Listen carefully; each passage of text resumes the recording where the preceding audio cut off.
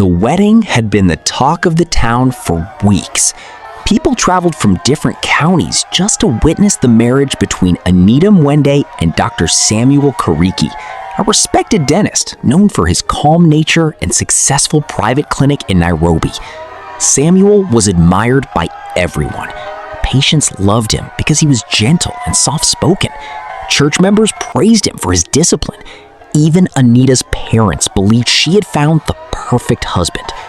Anita herself felt lucky. At 27, she had spent years praying for a peaceful marriage. Samuel seemed mature, responsible, and financially stable. Unlike many loud and arrogant men she had met before, he listened carefully whenever she spoke. He never insulted her, never shouted, and always appeared respectful. That was enough for her to say yes. Their wedding in December 2019 was beautiful. The church choir sang loudly while relatives danced outside under white tents decorated with flowers. Samuel smiled throughout the ceremony, though Anita noticed he rarely looked directly into her eyes. She assumed he was simply shy. That night, after hours of celebration, the newly married couple finally arrived at their apartment. Anita's heart beat quickly as she entered the bedroom. She had imagined this moment many times before. Her friends had spoken excitedly about marriage and intimacy, laughing about awkward first nights and nervous husbands. Anita expected something similar. She sat on the edge of the bed, waiting for Samuel. Minutes passed, then an hour. By midnight, she heard movement in the living room. Samuel was still outside making phone calls. She adjusted her nightdress nervously and continued waiting. At 1 a.m., she almost fell asleep. At 2:30 a.m., she checked her phone repeatedly. At exactly 4:30 in the morning, the bedroom door finally opened. Samuel entered quietly. He did not smile. He did not speak. He simply removed his jacket, placed it carefully on a chair, and lay on the far edge of the bed, with his back facing her. Anita waited. Nothing happened. Not even a conversation. The silence in that room felt heavier than stone. Eventually, exhaustion defeated her, and she fell asleep, confused. The following morning, Samuel behaved normally, almost as if nothing strange had happened. He prepared tea and asked politely whether she wanted bread or eggs. Anita stared at him in disbelief. "Are you okay?" she asked carefully. "Yes," he answered calmly. "Were you tired yesterday?" "A little." That was all. She convinced herself not to overthink it. Maybe he truly had been exhausted from the wedding. But days turned into weeks. Weeks turned into months. And still nothing changed. Samuel remained kind. He paid bills on time, bought groceries, and even surprised her with gifts occasionally. But he never touched her romantically. He never held her close, never kissed her deeply, never showed physical affection. At night, he would either work late at the clinic or pretend to be busy with paperwork.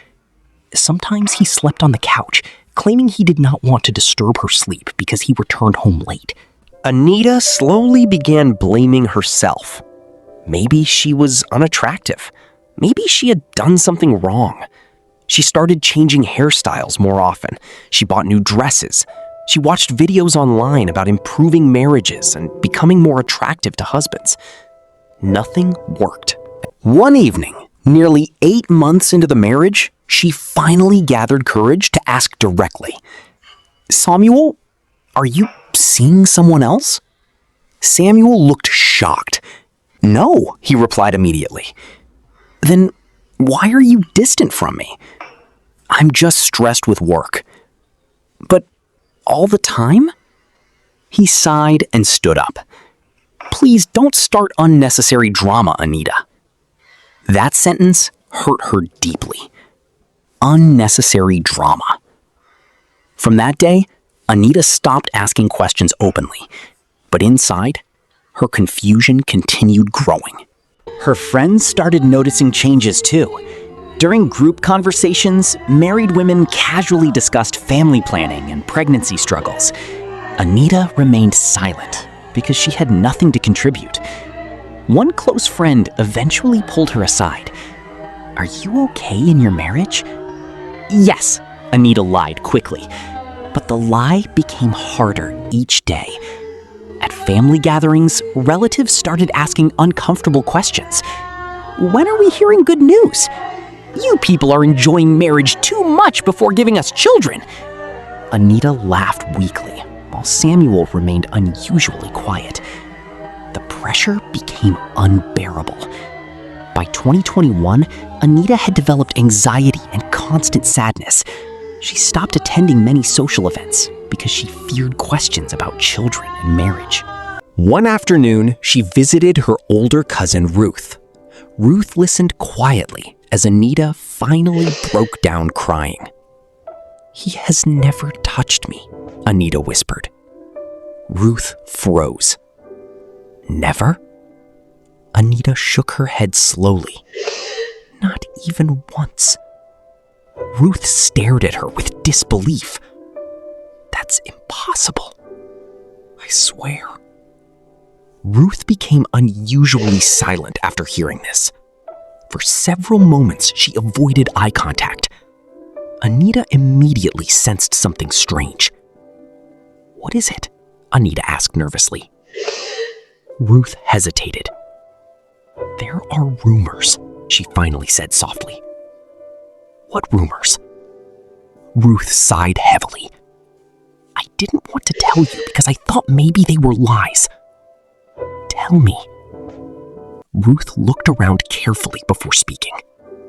"Some people say Samuel spends unusual amounts of time with one of the male workers at his clinic." Anita felt her chest tighten. "What do you mean unusual?" "They say they are always together, even after work hours." "That proves nothing." "I know," Ruth said quickly, "and I'm not accusing him of anything, but people have talked for years." Anita stood up immediately. "No, that's impossible." Ruth reached for her hand. "I'm sorry." Anita left the house shaking. For days, she tried convincing herself the rumors were false. Samuel was respected, educated, religious, calm. Surely people were simply gossiping. But once suspicion enters the mind, ordinary things begin looking different. Anita started noticing details she had ignored before. Samuel guarded his phone carefully. He became defensive whenever she asked about the clinic. Sometimes he smiled while texting late at night. And there was one name she kept hearing repeatedly: Brian. Brian was Samuel's assistant at the dental clinic. Tall, fashionable, and extremely close to Samuel. Whenever Anita visited the clinic unexpectedly, she noticed the two laughing privately in Samuel's office. Conversations would suddenly stop once she entered. Still, she lacked proof. One Saturday afternoon, Samuel announced he needed to travel for a dental conference in Mombasa. Anita nodded quietly, but something inside her refused to stay silent anymore. The following morning, after Samuel supposedly left for Mombasa, Anita decided to visit the clinic unexpectedly. The receptionist looked surprised. "Good morning, madam." "Morning. Is Samuel around?" The receptionist hesitated. "He left earlier." "With Brian?" The woman's expression changed slightly. "I'm not sure." Anita walked toward Samuel's office anyway. The door was locked. But as she turned to leave, she heard faint laughter coming from a storage room near the back of the clinic. Her heart pounded. Slowly, she moved closer. She recognized Samuel's voice immediately. Then Brian laughed softly. Anita froze. The voices sounded intimate, comfortable, familiar in a way she had never experienced with her own husband.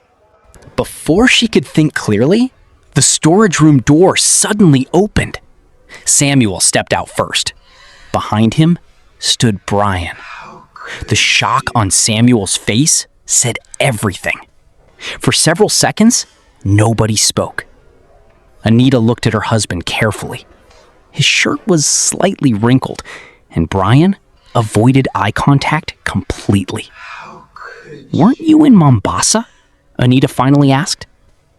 Samuel opened his mouth, but no words came out. The silence felt louder than any confession. Anita turned and walked away before tears could fall in front of them. She drove home blindly, her hands trembling on the steering wheel. That evening, Samuel returned home unusually early. "Anita, please listen. Tell me the truth." Samuel remained standing near the doorway. "What exactly did you see?" "I saw enough." "No, you didn't." "Then explain." He sat down slowly and covered his face with his hands. For the first time since their marriage, Anita saw genuine fear in him. "I didn't want to hurt you," he whispered. "Then why marry me?" Samuel looked up painfully. "My family pressured me." "So you used me?" "No." "Then what?" Samuel remained silent for a long moment before speaking words that shattered Anita completely. "I tried to become normal." The room became painfully quiet. Anita felt tears filling her eyes. "All these years?" she whispered. "You knew?" Samuel nodded slowly. "I fought it for years. I thought marriage would change me." "And Brian?" Samuel closed his eyes. "We've known each other since university." Anita stepped backward as though the floor itself had broken. Everything suddenly made sense. The late nights, the distance, the silence, the untouched wedding night. She began crying uncontrollably. "Why didn't you tell me before marrying me?" "I was afraid." "Afraid of what?" "My parents, the church, society, everyone." "And what about me?" Anita cried. "Did you think about my life?" Samuel looked devastated, but had no answer. For weeks after the confrontation, the house felt cold and broken. They barely spoke. Anita struggled with anger, humiliation, and heartbreak all at once. Part of her pitied Samuel because she understood the pressure he faced from society. But another part of her felt deeply betrayed. She had lost years of her life inside a marriage that had never truly existed. One evening, Samuel finally apologized properly. "I never wanted to destroy your future," he said quietly. "But you did." "I know." "Do your parents know?" He shook his head. "They would never accept it." Anita sat silently. Samuel continued speaking carefully. "I genuinely care about you, Anita. I always will. But not the way a husband should." His silence confirmed it. Months later, Anita moved out of the apartment. The separation shocked both families. Relatives demanded explanations, but Anita refused to expose Samuel publicly. Despite her pain, she still respected the kindness he had shown her in other ways. People created their own rumors anyway. Some blamed Anita. Others blamed Samuel. But only the two of them truly understood the sadness behind the marriage. In time, Anita slowly rebuilt her life. She returned to school and started counseling sessions to heal emotionally. For the first time in years, she stopped blaming herself. Nothing had been wrong with her. The silence in her marriage had never been caused by her appearance, personality, or worth. It had come from a secret too heavy for Samuel to confront honestly before marriage.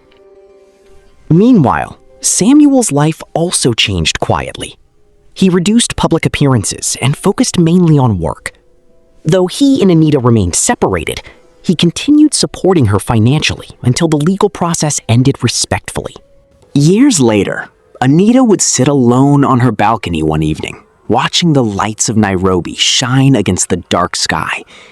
The pain had not disappeared completely, but she had finally found peace with the truth. Sometimes love is not destroyed by hatred. Sometimes it is destroyed by fear, silence, and the desperate attempt to live a life designed by other people. And sometimes, the greatest tragedy is not that two people failed to love each other, but that they were never truly allowed to be honest from the beginning.